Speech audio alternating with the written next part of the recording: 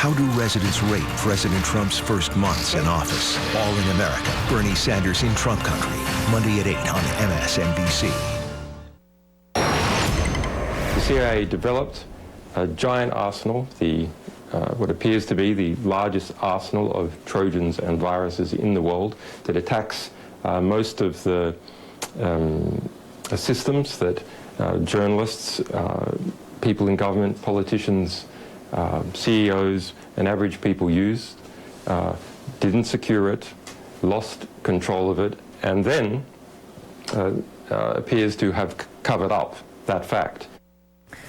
That was Julian Assange making an explosive charge today against the CIA, accusing the spy agency of historic incompetence. Assange speaking about WikiLeaks' recent release of thousands of documents about CIA hacking methods.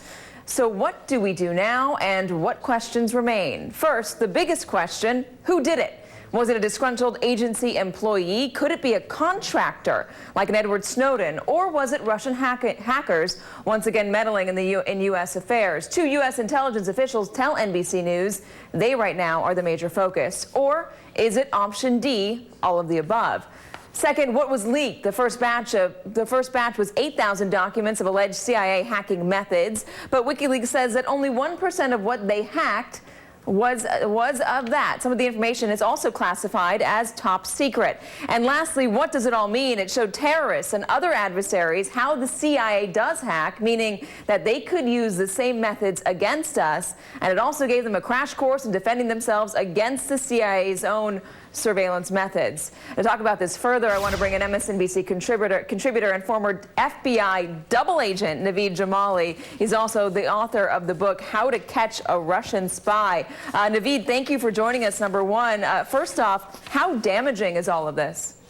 No, it's a great question, and I think it is extraordinarily damaging. You know, these are tools that we use to collect intelligence, and if they are compromised, which they have been, then you can't use them. So if there are operations where these tools were employed, those operations are potentially jeopardized or compromised. So it actually does have a real-world impact. So Assange is alleging incompetence by the CIA, which is just what you were just talking about. Do you believe, though, that the CIA is incompetent in this case? And how in the world does a cache like this get leaked to Assange? Is it Russian hackers, or is it somebody who is disgruntled within the agency? Well, you know, listen, since Manning and since Snowden, the likelihood that someone from the outside, an external adversary, external target, could actually get in and steal stuff and retrieve it, that would be a significant effort.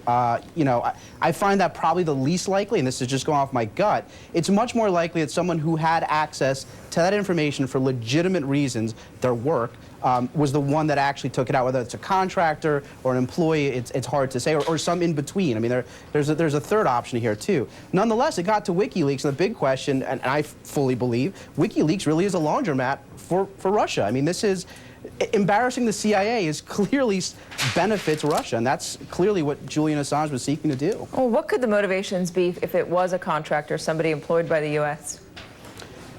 That's a tough one. I mean, you know, when we look at Manning and we look at Snowden, there is a massive amount of ego that is at play here. I mean, Manning has come out since his release and said that, you know, he has a lot of strong feelings towards WikiLeaks, and he felt that he was in fact manipulated by them. I think Snowden, when you see Snowden, we've had movies made about him, he's been glamorized.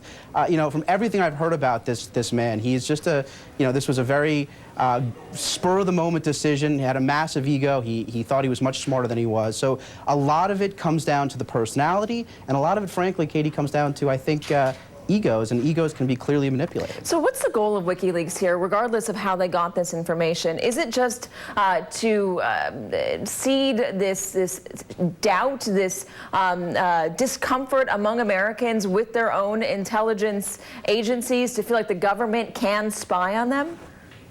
Absolutely. I mean, that's part of it. Now, but to take it one step above that, what is, you know, Russia, for example, when Russia launches intelligence operations, they look for non-attribution. That is to say that if their operation is compromised, that the country of origin cannot be clearly identified.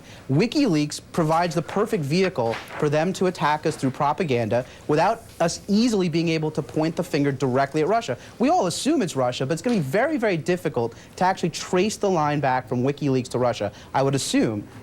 So I think that in that regard, WikiLeaks really isn't acting independently of Russia in this case, and they're really being directed in some regard by Russia.